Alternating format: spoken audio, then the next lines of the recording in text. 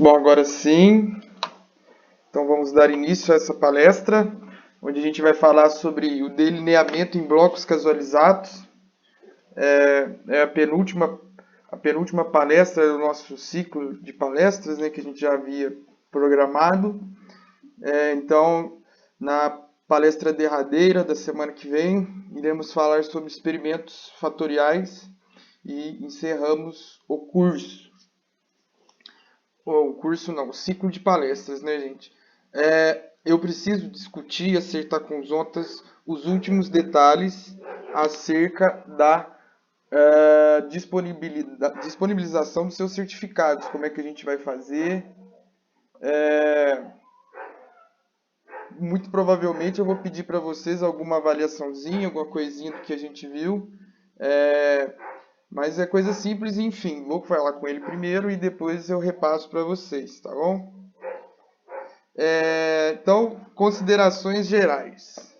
Bom, o delineamento em blocos casualizados, provavelmente vocês já devem ter ouvido falar sobre, né? Ele é o delineamento mais utilizado, né? Muito em decorrência da sua simplicidade de uso, né? Da sua flexibilidade, ou seja, ele pode ser usado em várias ocasiões, em vários ambientes, em várias condições. E a sua alta precisão, mesmo quando adotado em ambientes heterogêneos. Ele é fundamentado nos princípios básicos da estatística da repetição, da casualização e do controle local. A gente vai falar mais sobre no decorrer da palestra. Então, basicamente, o que seria esse delineamento? A gente tem a nossa estação experimental. Então, a gente divide essa estação experimental em áreas que a gente denomina de blocos e aonde vão ser instaladas as nossas parcelas, as nossas unidades experimentais. Sendo que pode haver diferenças entre os blocos, mas a gente tem que garantir uma condição de homogeneidade dentro dos blocos, tá bom? Então, o que seria a repetição? Cada bloco desse teria que ter uma repetição de cada tratamento. A casualização, a disponibilização desses tratamentos em cada bloco tem que se dar de maneira aleatória, e o controle local seria justamente a alocação desses blocos, a blocagem da minha área experimental. Então, os blocos, eles têm que incluir todos os tratamentos, ou seja, cada bloco tem que ter todos os tratamentos, tem que incluir todos os tratamentos. Atribuição aleatória dos tratamentos, ou seja, tem que ser a distribuição dos meus tratamentos dentro dos blocos tem que se dar de maneira aleatória. Dentro do bloco, eu devo garantir a condição de maior uniformidade possível dentro do bloco. Sendo que os blocos podem diferir uns dos outros. Tá? Não preciso garantir que as condições entre blocos sejam exatamente iguais. Ou seja, é permitido diferenças entre os blocos. Isso tem que ficar bem claro. E vou exemplificar para vocês, então. Vamos imaginar um exemplo prático aqui agora, só para ilustrar. Eu estou planejando um experimento onde eu quero avaliar o efeito de diferentes fertilizantes na produtividade do arroz na região na região do Vale do Paraíba. Então, a gente tem aqui o mapa da região do Vale do Paraíba e as suas micro-regiões, né, as subdivisões dessa região. Então, se eu quiser então avaliar esses fertilizantes e fazer uma recomendação do mais eficiente para a região do Vale do Paraíba como um todo, o que eu posso fazer então utilizando os conceitos que eu acabei de falar para vocês de delineamento em blocos casualizados? Eu posso montar um único experimento, sendo que eu vou montar diferentes blocos, eu vou adotar no meu experimento, um exemplo aí, 4 blocos, certo? Aonde eu vou espalhar por toda essa região do Vale do Paraíba, um bloco na região do Vale Histórico, um bloco na região de Guaratinguetá, Aparecida e assim por diante, certo? Sendo que as condições entre blocos provavelmente vão ser muito diferentes. Mas eu tenho que garantir que dentro de cada um desses blocos as condições são homogêneas, tá? Ou aí no caso, posso adotar 5 blocos. A animação aí eu realmente ficou faltando aí o bloco 5 no primeiro instante. Então eu montei 5 blocos, onde eu tenho que garantir que esses 5 blocos não preciso garantir que os 5 blocos são iguais. Eu tenho que garantir que dentro de cada bloco as condições são homogêneas. Depois que eu então instalei esse experimento e fiz as minhas avaliações, as minhas conclusões desse experimento valem para a região do Vale do Paraíba como um todo, tá? Utilizando esse princípio. Então já é um experimento mais amplo, me possibilita trabalhar com opções mais amplas. Um segundo exemplo, agora utilizando-se de animais, né, experimentação com animais. Eu quero avaliar, então, o efeito de diferentes formulações de ração no desempenho de galinhas poedeiras. Tá? O que eu posso avaliar, então, para definir os meus blocos? Então, dentro dos meus blocos, aí nesse exemplo, eu tenho que garantir o quê? Que são todas galinhas da mesma raça. Que a época de postura dentro de bloco dos indivíduos que compõem o bloco é a mesma. Dentro do bloco, eu tenho que garantir que a produtividade então dessas galinhas é o mais próximo possível da igualdade. E uma outra coisa que eu tenho que levar em consideração também é a idade, entre outros fatores, tá? Isso aqui é meramente um exemplo ilustrativo, tá?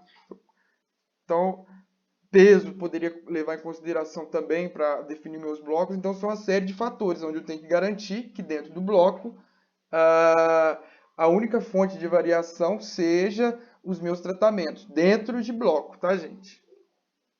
Então, vamos fazer uma avaliação então da homogeneidade do ambiente.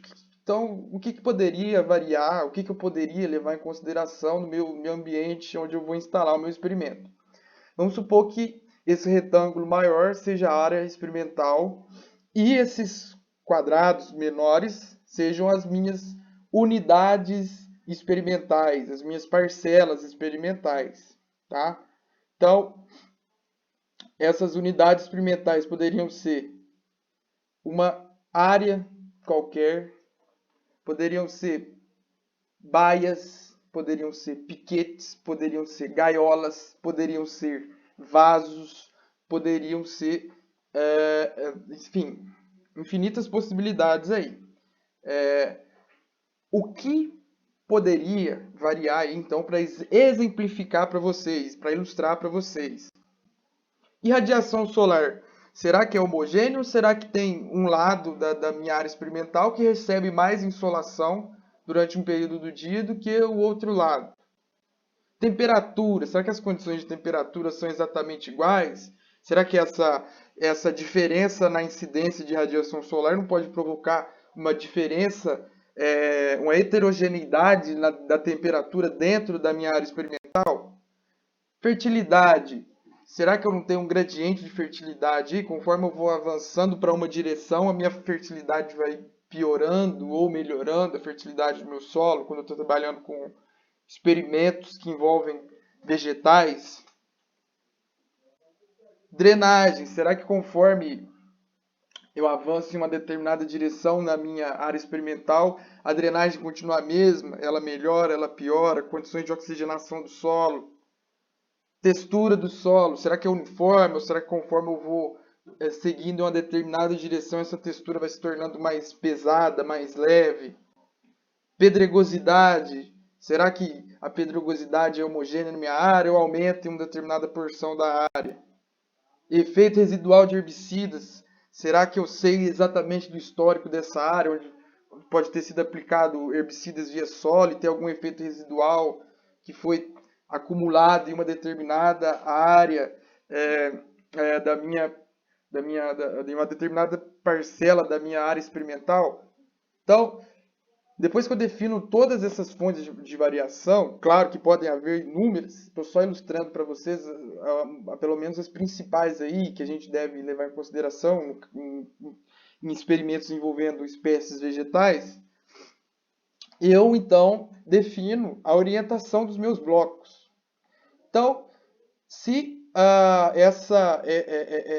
essas diferenças se compõem em um gradiente, ou seja, eu não tenho manchas de fertilidade, por exemplo, manchas de drenagem irregulares, ou seja, se eu tenho uma direção definida dessa heterogeneidade, eu posso definir o sentido dos meus blocos, que, não sei se vocês lembram, na primeira aula que eu mencionei com vocês, em experimentos de campo, as minhas parcelas têm que ter orientação paralela à fonte de heterogeneidade, ao sentido da minha heterogeneidade. Mas agora, no caso de blocos, é justamente o contrário. O sentido dos blocos tem que ser perpendicular ao sentido da minha variação, tá? Para eu garantir mais homogeneidade dentro do bloco. Então, quando eu trabalho com áreas experimentais onde a minha heterogeneidade se dá de maneira irregular, talvez o delineamento em blocos não seja mais indicado, porque o controle local ele se dá apenas em um sentido. Já quando eu trabalho com áreas em áreas com grande variabilidade e de forma irregular, então o delineamento mais indicado seria o quadrado latino, tá? Que ele é o que tem o controle local mais rigoroso entre os delineamentos que eu mencionei aqui com vocês, tá?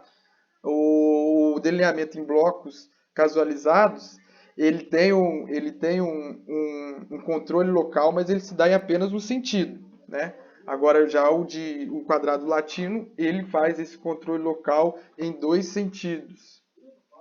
Então, em experimentos de campo, como que deveria ser então o formato do meu bloco?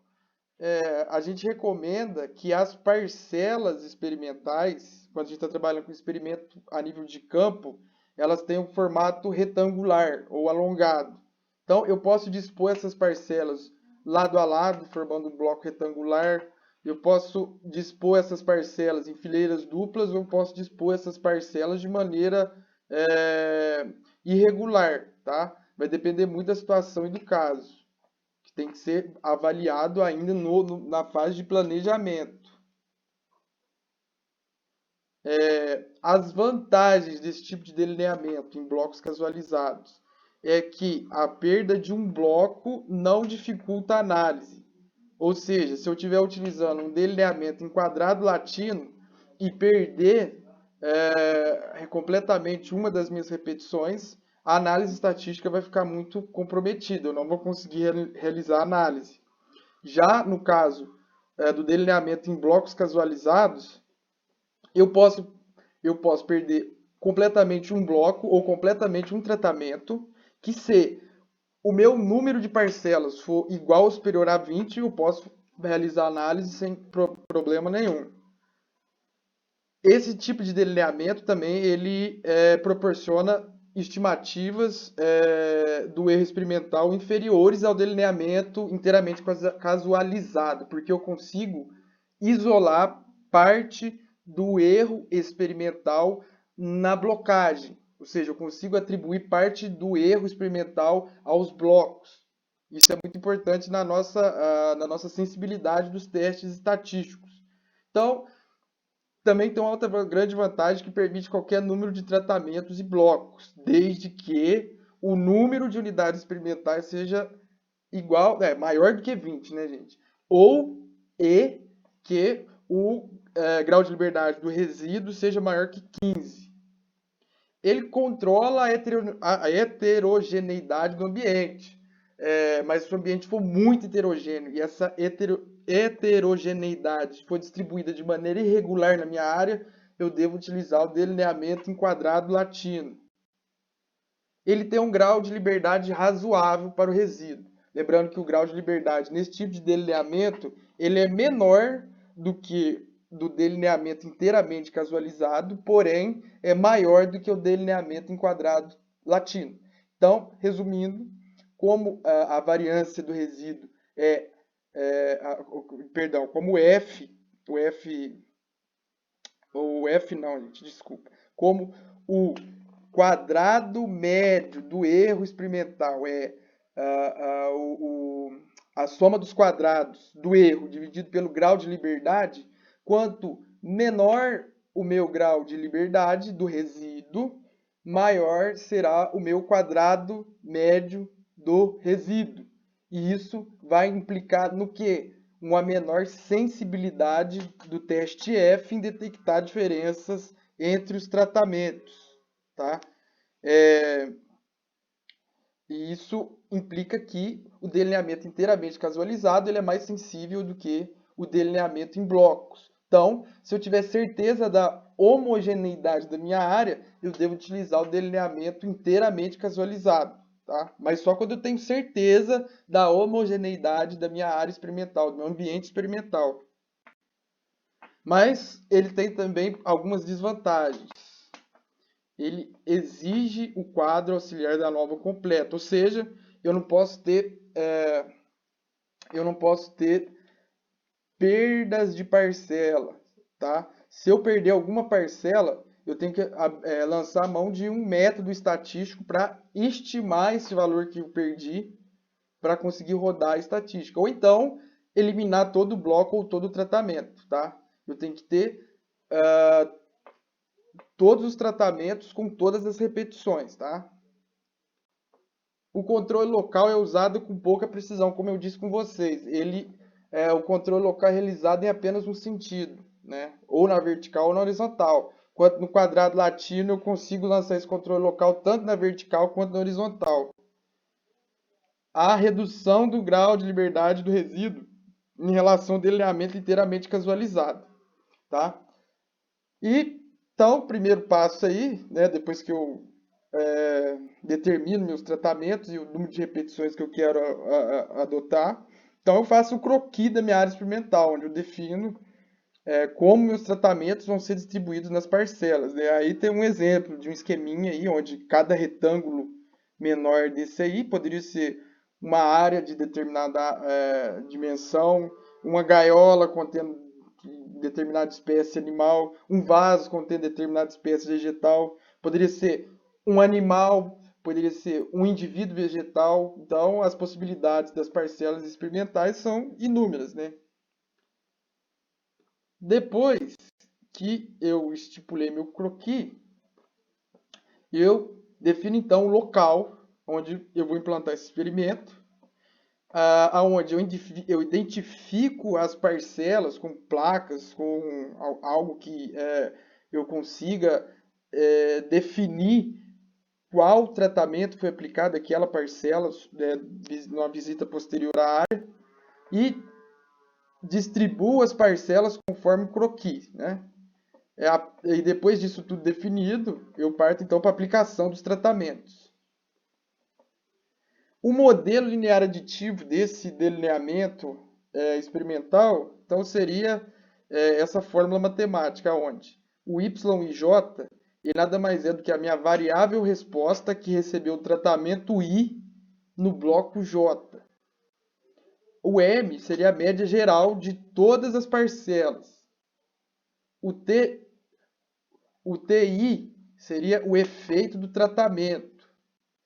O bj seria o efeito do bloco j. E o E e J seria o efeito do erro experimental na parcela que recebeu o tratamento I dentro do bloco J. Tá?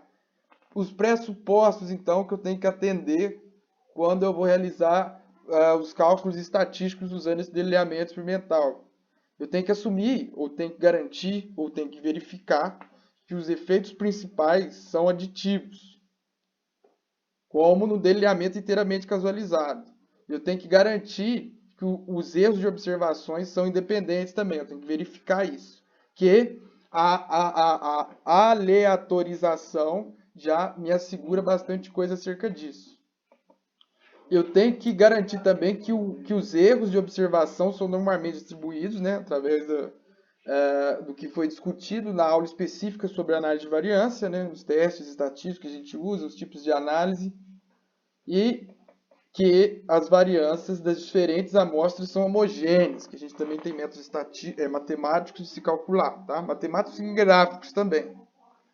Então, depois que eu verifiquei os pressupostos, eu tenho que formular, então, as minhas hipóteses. E, gente, eu não falei com vocês, mas vocês sintam-se à vontade para abrir o microfone, para questionar, para fazer pergunta, para criticar a hora que vocês bem entenderem, tá, gente? Eu estou falando aqui igual uma maritaca, mas se vocês tiverem alguma dúvida, se vocês tiverem algum questionamento, se vocês tiverem alguma crítica, vocês podem abrir o microfone ou mandar aí no chat, que a gente está aqui para discutir mesmo, tá? E podem ficar à vontade realmente para ter esse tipo de interação, tá? Que até acho que seria bacana ter esse feedback de vocês aí para saber. Então, depois que eu verifiquei então os pressupostos se foram atendidos, né? Ou seja, eu garanti que esses pressupostos sejam atendidos, eu vou formular as minhas hipóteses. Aonde? Eu quero testar se os efeitos dos tratamentos são iguais a zero. O que significa dizer que os efeitos dos tratamentos são iguais a zero? Que eles não diferem da média geral e muito menos um dos outros. Então, a minha hipótese de nulidade seria que o tratamento 1 é igual ao tratamento 2, que é igual ao tratamento K, que o K é o número total de tratamentos que eu tenho, né? E que todos são iguais a zero, ou seja, ele não aumenta e nem diminui a minha variável resposta. A gente também tem a hipótese alternativa, onde eu assumo que TI, ou seja, o efeito do tratamento I, é diferente de zero, ou seja, ele aumenta ou piora o desempenho da minha variável resposta, sendo que pelo menos um tratamento I, um desses tratamentos tem que diferir de zero. E a regra de decisão é tomada de acordo com o meu p-valor, que no nosso caso aqui a gente está trabalhando com o teste F.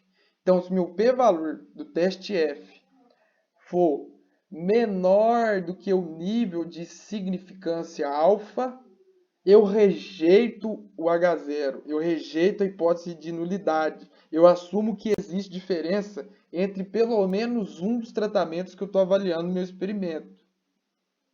E aí a gente já parte para o quadro da análise de variância, né? Onde a gente tem algumas diferenças aqui em relação ao delineamento inteiramente casualizado. Por exemplo, dentro das causas de variação, a gente inclui o bloco. Né? Então, a gente tem como causas ou fontes de variação, tratamentos, os blocos, os resíduos, e também tenho que calcular a variação total para eu conseguir detectar a variância do resíduo, tá? Ou o quadrado médio do resíduo. Então, eu tenho que os graus de liberdade seriam, então, do tratamento seria o meu número de tratamentos, menos 1. O do bloco seria o número de blocos, menos 1. E aqui que está a grande diferença entre o delineamento em blocos casualizados e o inteiramente casualizados. Aonde o meu grau de liberdade do resíduo é o meu número de tratamentos, menos 1, multiplicado pelo número de blocos, menos 1. Lá no delineamento inteiramente casualizado, era o meu número de tratamento menos 1 multiplicado pelo número de repetições. Então aqui a gente vê que o grau de liberdade do resíduo é menor. E isso vai implicar no quê? Né? E o grau de liberdade do total é o grau de é o número de blocos multiplicado. Desculpa, gente, que está errado. É o número de tratamentos multiplicado pelo número de blocos. Está errado. Eu coloquei o número de blocos multiplicado pelo número de repetição. Tem que corrigir isso aí. A soma, então, de quadrados. A gente vai ver as fórmulas matemáticas em seguida. Os quadrados médios também a gente vai ver em seguida. E o F calculado seria o quadrado médio dos tratamentos dividido pelo quadrado médio do resíduo, né? O F calculado para tratamento. E o F calculado para blocos seria o quadrado médio dos blocos dividido pelo quadrado médio dos resíduos.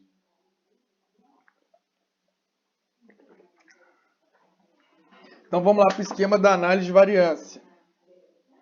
Para os cálculos de soma dos quadrados total. Então como é que eu calculo essa variável? Nada mais é do que o somatório de todas as minhas observações elevado ao quadrado, subtraído pelo somatório das minhas observações, que eu depois disso elevo ao quadrado, dividido por n. A soma dos quadrados de tratamento seria o somatório dos meus tratamentos elevado ao quadrado, dividido pelo número de blocos, né? Menos o somatório das variáveis elevado ao quadrado, dividido por n. A soma de quadrados dos blocos seria o somatório de blocos elevado ao quadrado, dividido pelo número de tratamentos, subtraído pelo somatório da minha variável resposta elevado ao quadrado e dividido pelo número total de observações dessa variável, então, né?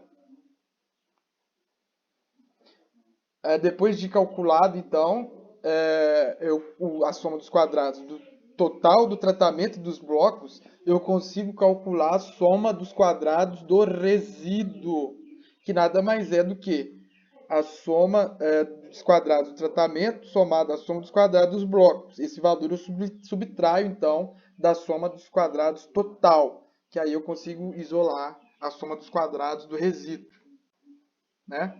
E os quadrados médios, então, do tratamento seria a soma dos quadrados de tratamento dividido pelo grau de liberdade dos tratamentos. Quadrado médio dos blocos seria a soma dos quadrados dos blocos dividido pelo grau de liberdade dos blocos. E o quadrado médio, então, do resíduo seria a soma dos quadrados dos resíduos dividido pelo grau de liberdade dos resíduos. Tá? Aqui, aquele experimento. Gente, eu não perguntei para vocês, mas vocês estão me ouvindo, né? Tá todo mundo num silêncio aí, às vezes não tem ninguém me ouvindo.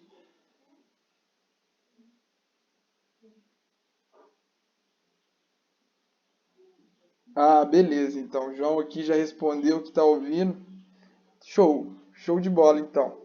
É, então, aquele exemplo que eu dei para vocês na aula de análise de variância, que foi a nossa na palestra, melhor dizendo, de análise de variância, que foi a nossa terceira palestra, aquele exemplo dos leitões, onde eu tinha quatro formulações diferentes de ração e eu queria avaliar qual delas era melhor, se havia diferença entre elas, no ganho de peso de leitões, tá? Só que dessa vez eu não cometi o equívoco de aleatorizar completamente os meus leitões, que eu sabia que tinham grandes diferenças nas características de peso, etc. Eu bloqueei esses animais, onde cada leitão seria então uma unidade experimental e os meus blocos seriam o peso dos leitões antes da aplicação dos tratamentos, onde eu ranqueei os leitões que eu iria utilizar no meu experimento de acordo com o peso e fui separando 4 animais em cada bloco, aonde o primeiro bloco seriam os 4 animais mais pesados inicialmente e assim por diante, né? De maneira ordenada, separando dentro dos meus blocos, então, esses leitões de acordo com o peso.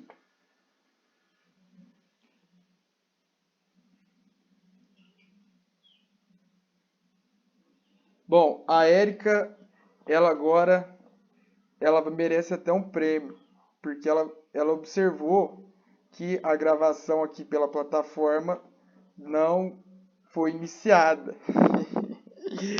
Eu realmente esqueci.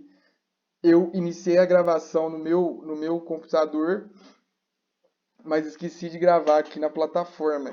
Que isso já virou um problema recorrente para mim. Eu sempre esqueço de iniciar a gravação no RNP, mas está sendo gravado aqui pelo meu computador, tá, gente? E eu estou disponibilizando todas as aulas. Está faltando só, que eu estou em débito com vocês, a primeira aula. Só a primeira aula, que eu ainda não gravei. Mas as demais estão todas já. Eu passo o link depois para vocês de novo, de cada uma, discriminado certinho, tá? Mas tá tudo gravado, tá tudo gravado. Eu posso colocar também na nossa pastinha do Drive. Eu fiz um canalzinho no YouTube lá onde eu deixo tudo disponível para vocês, que eu acho mais dinâmico, pelo menos para mim, para conseguir deixar isso acessível para vocês. Mas tá tudo gravado, tá tudo sendo gravado aqui, pode ficar despreocupado. Mas vou iniciar a gravação para pelo menos ter alguma coisa aqui na plataforma, né? Oh, meu Deus, mas tá bom. Beleza. Então, gente, eu separei os meus leitões, os meus 24 leitões, de acordo com os pesos em grupos. Cada grupo seria um bloco. E forneci essas rações diferentes, né, os tratamentos, para cada um deles. Depois de um determinado tempo, eu fiz a pesagem para ver o ganho de peso, né? O peso desses animais após um determinado tempo do fornecimento dos meus tratamentos. E cheguei a esses valores de Y e J, onde cada um desses valores é o meu Y, que recebeu o tratamento I no bloco J. E com esses valores, eu consigo chegar na média geral do meu experimento, tá? Como é que eu cheguei na média geral do meu experimento? Eu somei todos os meus valores de Y e dividi pelo número de observações de Y, tá? Eu cheguei no valor de 13,9167. Depois eu calculo, então, o valor do meu efeito de tratamento, aonde o meu efeito do tratamento I é o somatório das minhas observações que receberam o tratamento I dividido pelo número de blocos, que é o número J. Ou seja, é a média do tratamento, né? Subtraída, então, pela minha média geral. Eu fazendo os cálculos, então, eu cheguei na média dos tratamentos, né? Subtraí pela média aí no quadro, para ficar mais dinâmico para vocês entenderem. Então, eu cheguei no efeito do tratamento. O que é esse efeito do tratamento? O quanto que variou quanto que a minha variável resposta oscilou em decorrência da aplicação desse tratamento em relação à média geral. Aí eu posso ver que a ração 1, os animais que receberam a ração 1, eles tiveram um ganho de peso de 250 gramas, 250 gramas em relação à média geral. E posso ver que a ração 2 ela já foi ao inverso. Os animais perderam peso em relação à média geral. E depois que eu calculo, então, esses efeitos de tratamento, eu calculo os efeitos de bloco. E como é que eu calculo o efeito, então, de bloco? O efeito, então, do bloco J é igual ao somatório da variável resposta das unidades experimentais, então, da variável resposta do bloco J, né? Eu somo todas as minhas variáveis respostas dentro do bloco J e divido pelo número I, que é o número de tratamentos, ou seja, a média do bloco, e subtraio isso pela minha média geral. E aí, então, no nosso quadrinho, eu estava trabalhando com 6 blocos, né? 4 tratamentos de 6 blocos.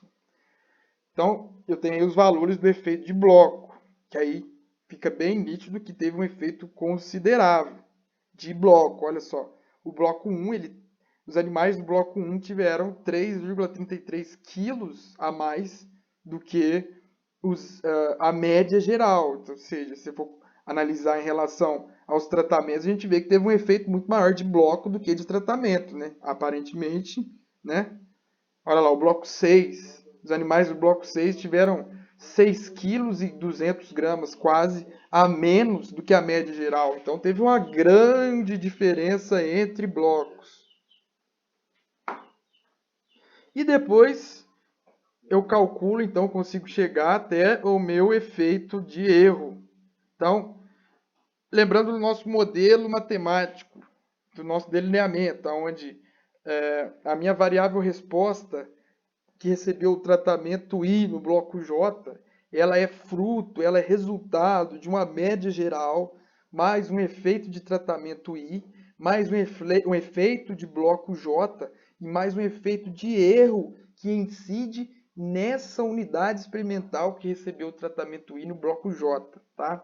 Então, se eu passo o erro para o lado esquerdo da igualdade e passo o y, então, que é a minha observação da variável resposta, para o lado direito da igualdade, eu chego na fórmula matemática que expressa o erro experimental. Então, o erro experimental que se incide sobre a unidade experimental que recebeu o tratamento I no bloco J é igual à minha observação, né, dessa variável, dessa unidade experimental, menos a soma da média do efeito de tratamento e do efeito de bloco. Ou seja, toda variação que não é proveniente nem de tratamento e nem de bloco, eu atribuo ao erro experimental.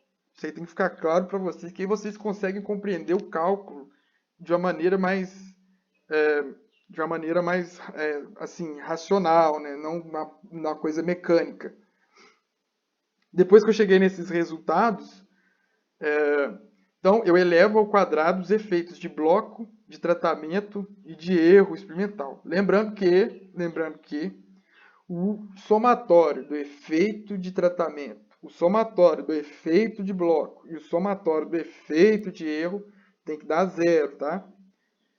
Depois que eu elevo isso tudo ao quadrado, né? Tanto o efeito de tratamento, efeito de bloco, efeito de erro, então eu consigo chegar na soma dos quadrados do tratamento, né, que é o somatório de todos os meus efeitos de tratamento, a soma de quadrados do bloco, que é a soma de todos os efeitos de bloco, e a soma dos quadrados do resíduo, que é o somatório dos efeitos, né, elevado ao quadrado de todos os meus valores de erro. A gente pode notar, então, que a maior variância foi atribuída ao bloco. Então, se eu tivesse montado, como foi no nosso caso anterior lá, um delineamento inteiramente casualizado, essa diferença aqui que eu estou atribuindo, essa variância e essa variação ao efeito de bloco, ela seria atribuída toda ao resíduo. Então, isso afetaria completamente a sensibilidade do meu teste estatístico em diferenciar ou identificar, melhor dizendo, diferenças estatísticas entre os tratamentos, né? Porque como o F calculado, eu levo em consideração a soma dos quadrados do resíduo. Se ele está superestimado, ou superestimado não, se é um valor muito alto, então a sensibilidade do meu teste estatístico fica completamente comprometida.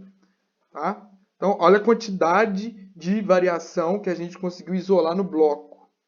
Tá? Melhorou e muito a precisão do experimento. Tá? Então, depois de apresentar para vocês todos esses fundamentos teóricos, agora a gente vai passar para a parte prática, que eu tenho muita coisa interessante para mostrar para vocês. Até porque, gente, eu também estou aprendendo a manusear essa ferramenta. Inclusive, eu estou fazendo especialização agora em estatística. Eu comecei agora. Então, estou aprendendo muita coisa também. Quero passar tudo que eu aprender para vocês também, para a gente ir aprendendo junto, tá? Só um minuto, gente, que eu vou mudar de ambiente aqui passar